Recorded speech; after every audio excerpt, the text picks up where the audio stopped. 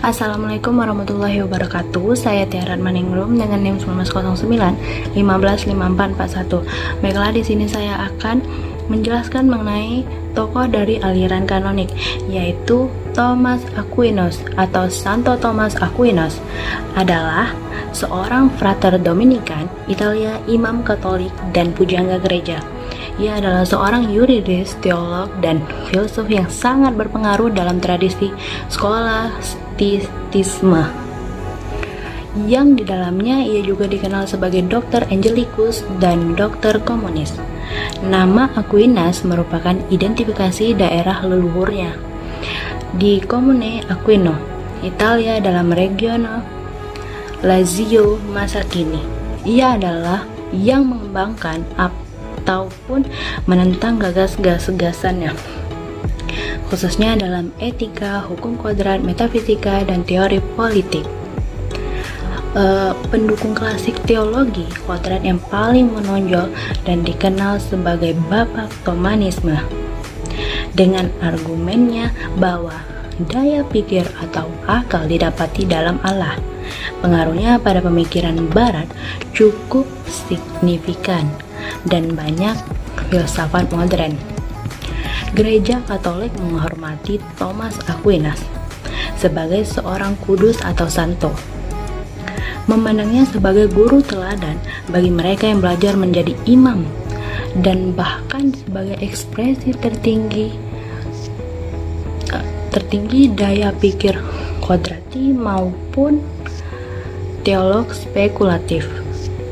Di zaman modern, di bawah arahan kepausan, studi seputar karya-karyanya telah lama digunakan sebagai salah satu pokok program studi yang disyaratkan bagi mereka yang hendak ditahbiskan sebagai imam ataupun diakon, serta bagi mereka yang dalam pembinaan religius maupun para murid dari beragam disiplin khusus seperti filsafat, teologi Katolik, sejarah gereja, liturgi, dan hukum kanonik sendiri. Thomas Aquinas dipandang sebagai salah satu filsuf dan teolog terbesar gereja Katolik. Paus Benedictus XV menyatakan tarekat atau Dominikan ini memperoleh kemasyhuran baru ketika gereja menyatakan ajaran Thomas sebagai ajaran gereja sendiri, dan sang dokter yang dihormati dengan pujian-pujiannya khusus dari para paus adalah guru dan pelindung sekolah-sekolah Katolik. Filsuf Inggris Anthony Kenney memandang Thomas sebagai salah satu dari selusin filsuf terbesar di dunia barat. Thomas menekankan bahwa sinteresis dikatakan sebagai hukum dari budi kita karena merupakan suatu kebiasaan yang mengandung asas-asas dari hukum kodrat, yang adalah prinsip-prinsip pertama semua tindakan manusia.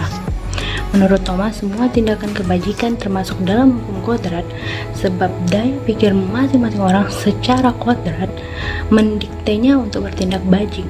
Tetapi kita berbicara tentang tindakan-tindakan kebajikan yang mempertimbangkan dalam tindakan itu sendiri, yaitu dalam spesiesnya masing-masing. Maka tidak semua tindakan berkebajikan termasuk dalam hukum kodrat, sebab banyak hal yang dilakukan secara bajik yang awalnya tidak condong kepada kodrat, tetapi melalui penelahan daya pikir orang mendapati hal-hal tersebut bermanfaat bagi kehidupan yang baik.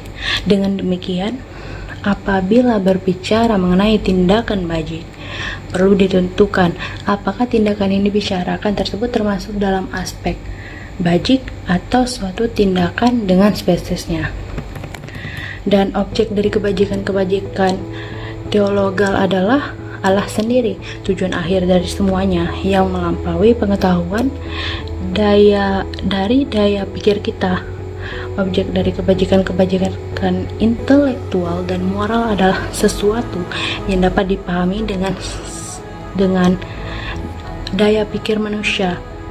Karenanya kebajikan-kebajikan teologal secara khusus berbeda dengan kebajikan-kebajikan moral dan intelektual lainnya. Sekianlah penjelasan dari saya.